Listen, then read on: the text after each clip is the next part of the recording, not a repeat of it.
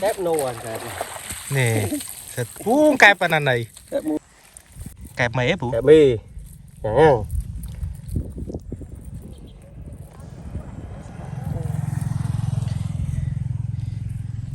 nè bên này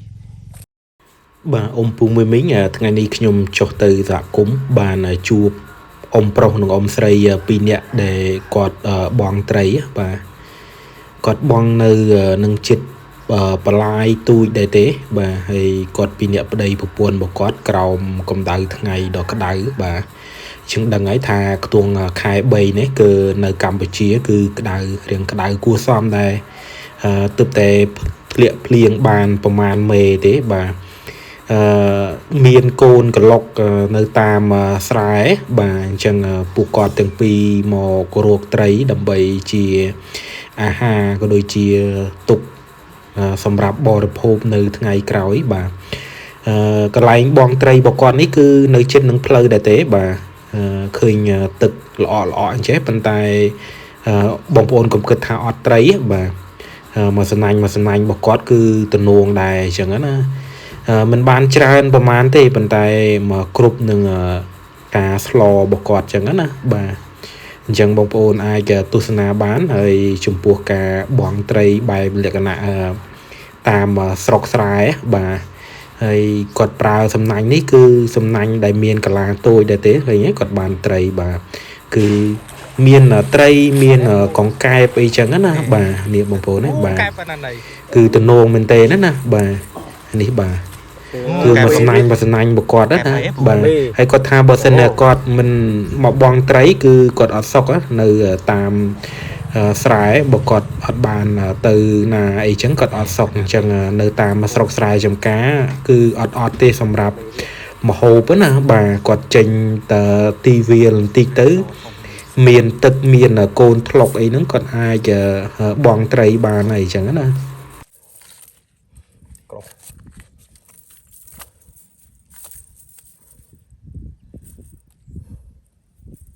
mua hộp của nãy được có vô từ lọ hộp của ên biết thử ấp sậu biết ban tôi lụa tôi đồ thì mà xa mà prang rô tờ hộp vô tờ thư bỏ thư mà hộp bỏ của này hộp kèm prang biết thử ấp sậu bây giờ nơi tiếc có dương mình đi miền bàn rồi bàn này bây giờ tranh bàn chế bàn rô tôi vinh tôi có rô lè lộ lịch cơ này ai đâu cầm chiết bằng dương cầm chiết phải có phim lo bạnตะกูลนำมากระดับตัวเคลื่อน อย่างจังช่างงี้จีดหรอ โน้อะลง อาบตัวใจเมา ต่างท่องตัว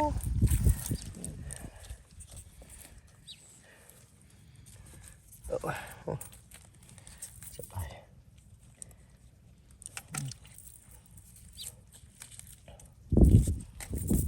บองสาวสละอ๋อสนิทกับนั่นคือมองมาสนังบ้านกายบ้านไอ้นี่ไกลคลาบองกันสนัง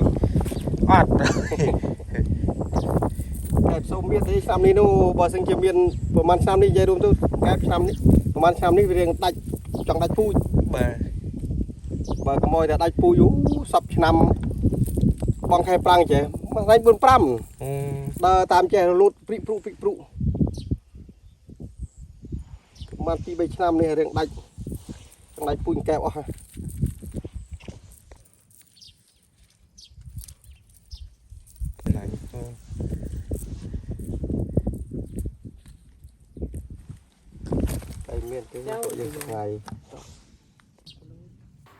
bà dân mơ tới cứ côn của lộc tôi thì hơi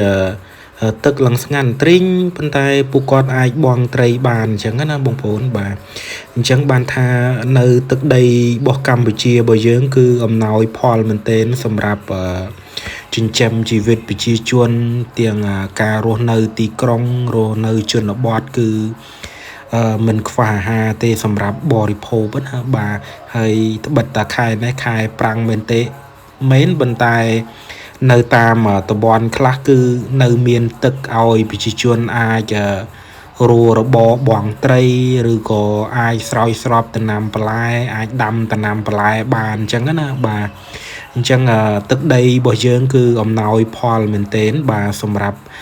bị chỉ chuôn rồi nữa bà hay tức ní đôi khơi chẳng cứ ឃើញតែតិចទេប៉ុន្តែមើលទៅគឺប្រឹមជាកេះអ៊ំប្រុសនេះដែរអញ្ចឹងណាអញ្ចឹងប្រហែលជាអាចនឹងជ្រៅដែរបើឃើញគាត់ចុះទៅគឺទឹកដល់ប្រឹមជាកេះរបស់គាត់ណាបាទហើយកូនកឡុកតូចទេប៉ុន្តែគាត់បងមកសណាញ់ទល់មកសណាញ់គឺនៅតែមានត្រីនៅក្នុងសំណាញ់របស់គាត់អញ្ចឹងណាបងប្អូនបាទនេះគឺបង្ហាញថាទឹកដីរបស់យើងគឺជាទឹកដីសវណ្ណភូមិដែលអំណោយផលទៅដល់ការរស់នៅរបស់ប្រជាជនអញ្ចឹងណាបងប្អូនបាទយើងឃើញថាតំបន់យើងអាចមានព្រៃមានបន្លែព្រៃអីដែលពួកគាត់អាចរស់រានមានជីវិតបានអញ្ចឹងណាបាទ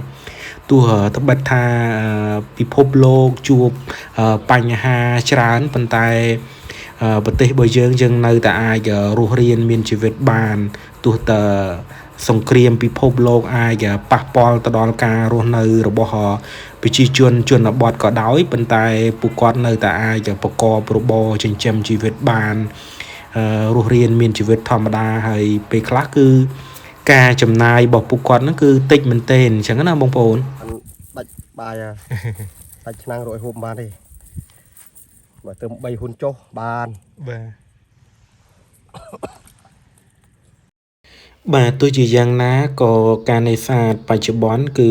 មិនសូវជាសម្បូរដោយសម័យប្រហែលឆ្នាំមុនអញ្ចឹងណាប្រហែលឆ្នាំមុនគឺពពុះត្រីធំនៅសល់ច្រើនប៉ុន្តែបច្ចុប្បន្ននេះបងប្អូនសង្កេតឃើញថាត្រីធំចំនួនច្រើនគឺត្រូវបាត់បង់ជាពិសេសគឺការនេសាទខុសច្បាប់ដូចជាពួកគាត់ឆក់អីចឹងណាបាទឬក៏គាត់បូមស្រះបូមអីទៅគាត់ចាប់ពពួកត្រីធំឬក៏ត្រីតូចអស់ចឹងទៅធ្វើឲ្យបាត់បង់នៅការបន្តពូជត្រីនៅពេលក្រោយទៀតអញ្ចឹងណាបងប្អូនបាទដោយពូអញ្ចឹងគឺគាត់យកសំណាញ់ដែលមានកលាទូចកលាត្រឹម3ហ៊ុនឬក៏2ហ៊ុនអីហ្នឹងសម្រាប់បងត្រីប្រភេទទូចណាបាទចំពោះការនេសាទបែបនេះគឺវាអត់ប៉ះពាល់ទៅដល់ត្រីទេវាអាចជាការនេសាទបែបបុរាណកុំឲ្យតែយើងឆក់ឬក៏យើងប្រើឧបករណ៍ផ្សេងដូចជាបោកក្របបែកអីផ្សេងតែប៉ះពាល់ទៅដល់ប្រភេទពូជត្រីរបស់យើងនៅពេលក្រោយអញ្ចឹងបងប្អូនបាទអញ្ចឹងសូមណែនាំក៏ដូចជាក្រើនរំលឹកដល់បងប្អូនទាំងអស់គ្នាដែលជាអ្នកនេសាទខុសច្បាប់យើងគួរតែផ្អាកក៏ដូចជាឈប់នៅសកម្មភាពបែបនេះផ្សេងដែលវាប៉ះពាល់ទៅដល់អាយុដូចជាពូជត្រីនៅក្នុងប្រទេសរបស់យើងបើសិនជាយើងទុកពូជត្រីនឹងទៅយើងមានឱកាសអាចនឹងប្រមូលផលត្រីបាននៅពេលក្រោយទៀតចឹងណាបងប្អូនបាទអញ្ចឹងសូមបងប្អូនទាំងអស់គ្នាសូមរក្សានៅការប្រមូលត្រីលក្ខណៈបែបដែលមិនខុសច្បាប់អញ្ចឹងបងប្អូនណា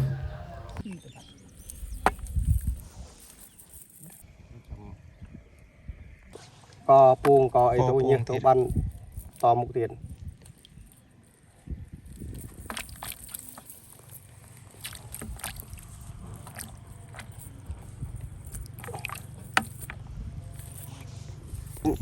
ធុង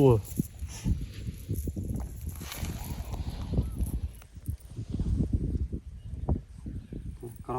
ចាំពូពេក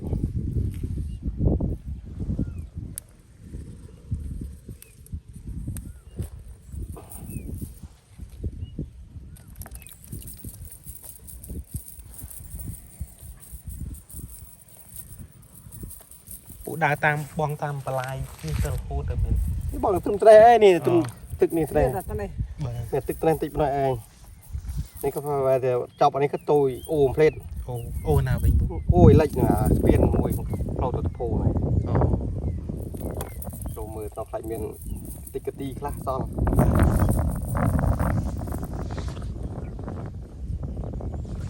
ម៉ោង4ចេះដល់10ម៉ោង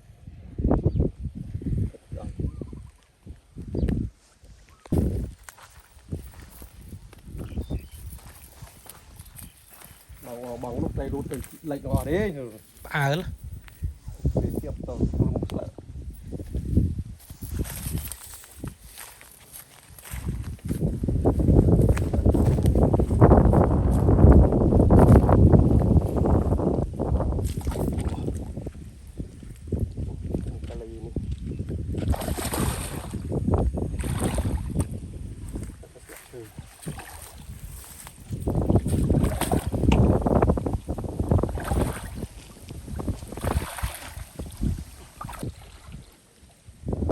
បងប្អូនត្បិតថាខែ3ជាអាកាសធាតុដែលក្តៅណាបងប្អូនប៉ុន្តែនៅតាមស្រុកស្រែចម្ការគឺមានខ្យល់បក់លហៀ